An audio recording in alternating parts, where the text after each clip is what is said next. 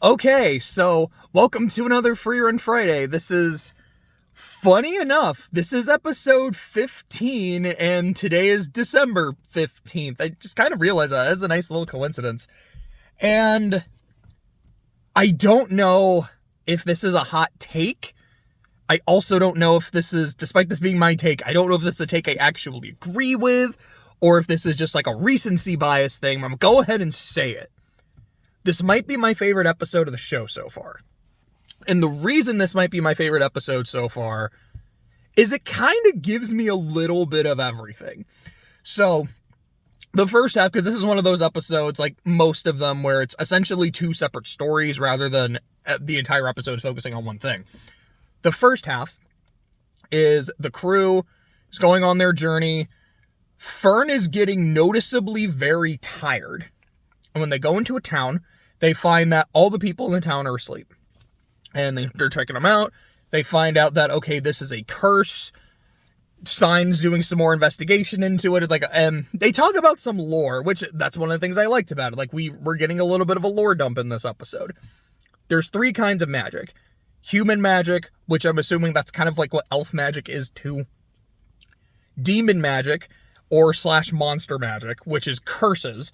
Which, the way it was explained, to me, it just kind of sounded like this is like the really evil, fucked up shit that humans are genuinely unable to replicate.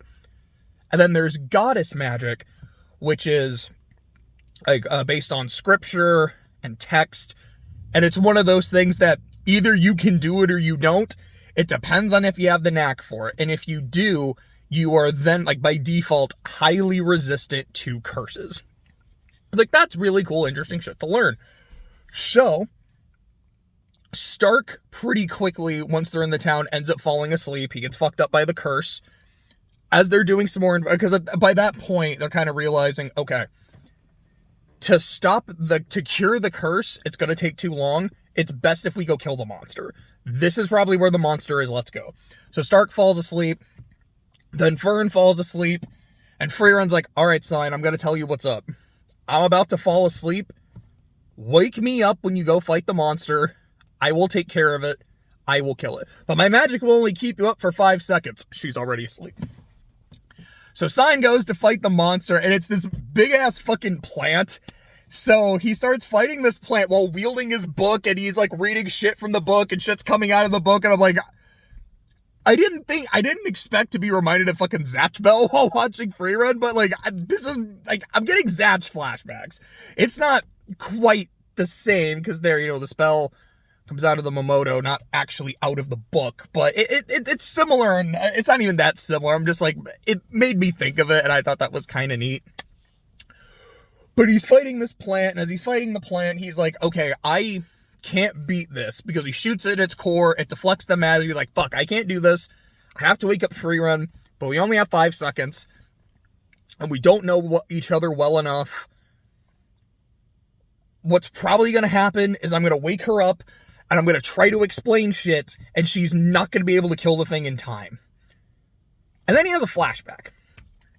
So when he was a little boy, an old-ass Hiter came to the village, and telling them shit and telling them about, like, trust and mutual understanding of companions. And boy, Frieren was really bad at both of those things. But I still trusted her anyways because I believed in her. When she told me I will defeat the Demon King, I chose to believe in her, and that faith was rewarded. And Sign remembers her saying, wake me up, I'll kill the thing.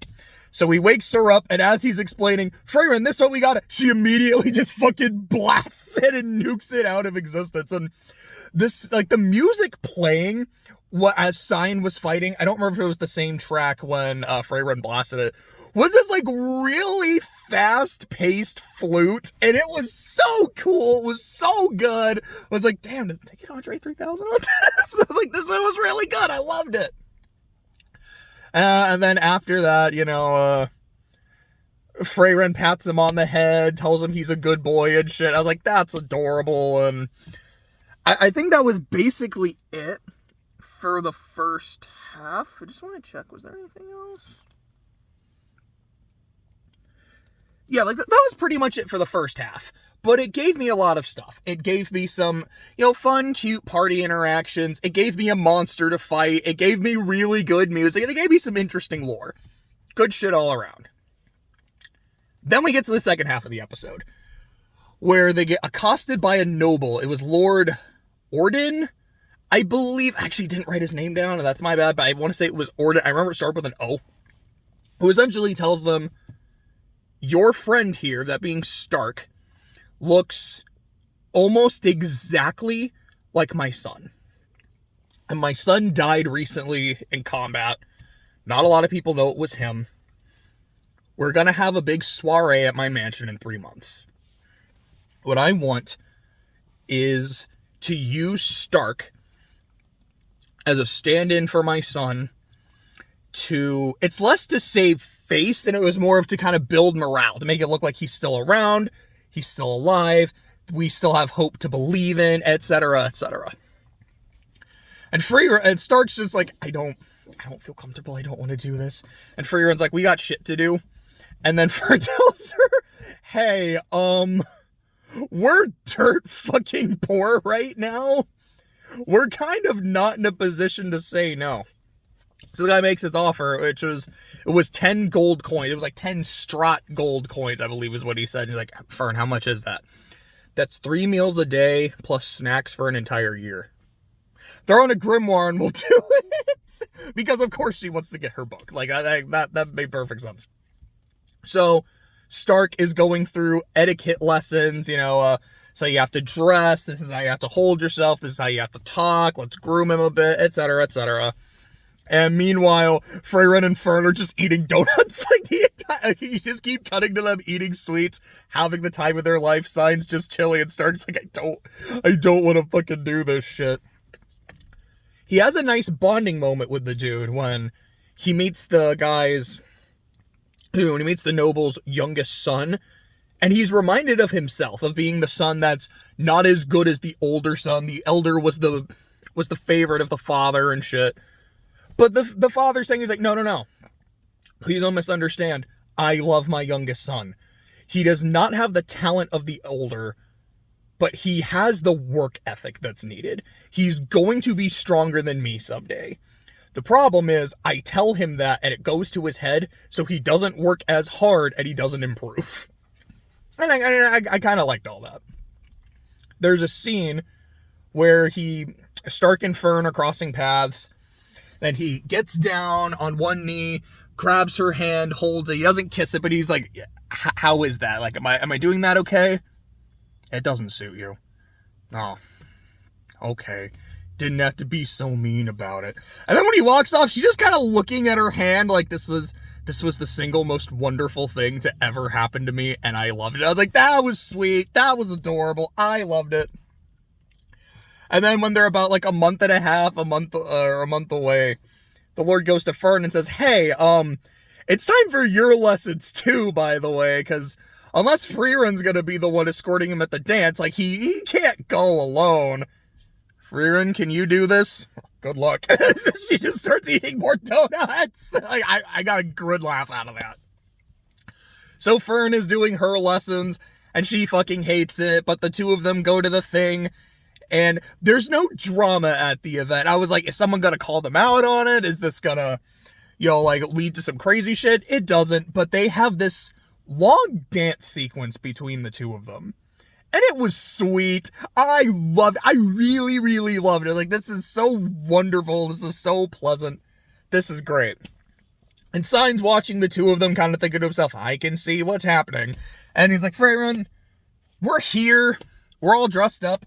Do you want to dance? And Frieren in her dress and then her like really nice looking ponytail and shit is like, I'm just here to eat cake too. I don't want to dance. I just want to eat sweets. And I got a good laugh out of this. Like, Frieren was in her bag today. After that, Stark talks to the dude. He talks to the noble, who was like, hey, if you want to stay, you can. And Stark says no. I am not a replacement for your son. You are not a replacement. And in a very respectful way, it's like, we're not a replacement for my father, your son. You have a son already. And it would be unhealthy for this kind of thing to happen.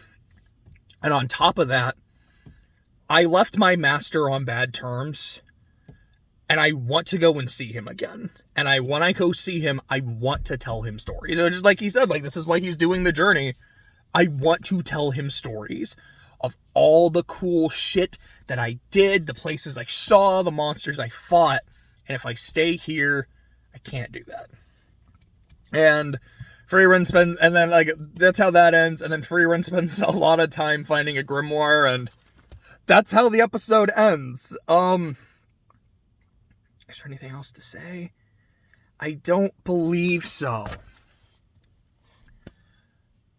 So now that I've said that, I think the recency bias is kind of fading.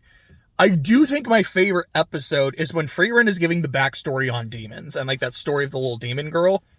That one comes to mind as being my favorite. Although, like, the way they dispatched Aura was also really fucking cool. But I did like this episode a lot, and it really is, like, there's a little bit of everything. There's some genuinely funny moments. There's some Stark and Fern relationship development. There's some cool lore. There's a good fight. There's some really good music. The only thing about this episode, they didn't actually play the ending song, and I really like the ending song a lot. But aside from that, it was fucking great. So that's 15. So there's, I'm going to guess about 11 more episodes. Hopefully we get 11 more bangers.